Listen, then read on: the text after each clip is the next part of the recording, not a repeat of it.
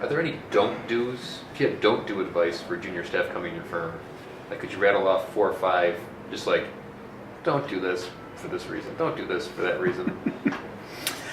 Well, as a new hire, fresh out of college, coming into a firm, I think the first thing is you should assume that you know nothing. Don't assume that you know more than anyone that's there, even drafts people or other people who aren't engineers. They've been working there for however long they've been working there. They have experience that you don't, so you need to learn from them. Don't try to show that you know it all. That doesn't really get you anywhere. What else would I don't do? Don't just sit at your desk and punch a calculator or play with your phone or do anything like that. If you're stuck on something, or if you've completed a task and no one's come around to find you, go find them. If whoever your supervisor isn't available, go find someone else. Ask if they need help. An employer is looking for someone who's self-motivated, who's got drive, and if you're one of those types that will sit and wait for something to happen, you're not going to be there very long, or you're not going to go very high in the structure of the company. You really have to show some confidence and seek out new things, new experiences.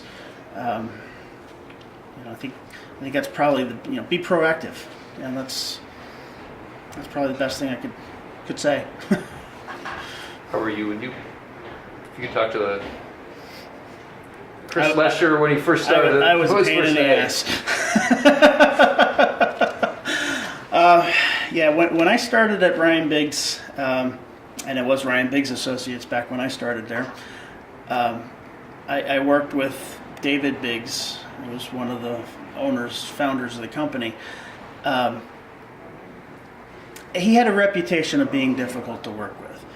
So I would get harassed by some of the other staff about, you're going to get to work with David here soon. You'll find out how it is.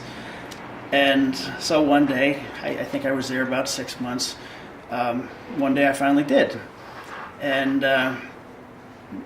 I did the work, and I gave it back to him to review, and he comes back over and he's got some problems with some of the stuff that I did. And I guess I had a little bit of attitude then, because I don't remember exactly what the comment was that I said to him, but the response was, I've been doing this a long time. You'd think that I would have earned a little respect by now. And my response to him was, well, I've only known you a few months, so you haven't earned mine yet. Surprisingly, I think that actually put me up a notch in his eyes, because he and I never really had a problem. In fact, I worked with him regularly, throughout the years, and we worked well together. We got to a point where he was giving me his work to review, just because he knew he was going to get an honest opinion. He wasn't going to get, whatever he wanted to hear, or some cursory review. But yeah, I generally speak my mind, sometimes to my detriment, but I think it's the better approach. You're a tough cookie.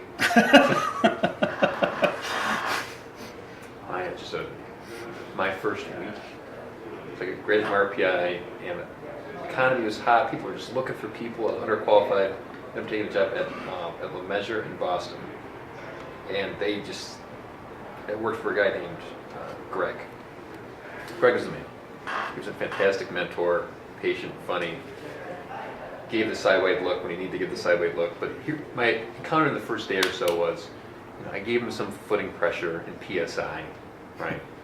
Let's go check your math. No, I think it's right. Just go check your math. And then I questioned him, he was doing a plate bending calc.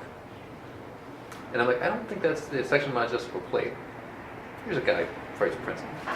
Go check it again. But like fundamental things I was just questioning him. Mm-hmm. And he had a great way of, whenever it was like, why don't you go back, take another swing at this? It's basically like, look, you're wrong. Get out of my face for a little bit. It was a nice nudge way to do it. And just, Yeah, well, I mean, as you grow in the company and your responsibilities change, that is something that the transition from engineer to manager, you have to learn that tact of being able to review someone's work and don't tell them, no, this is wrong, because that immediately puts them on the defensive. You have to encourage them to,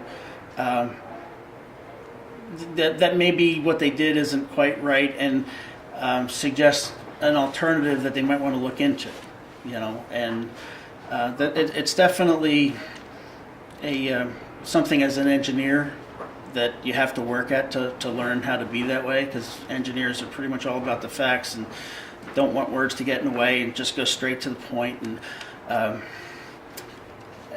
tact is important.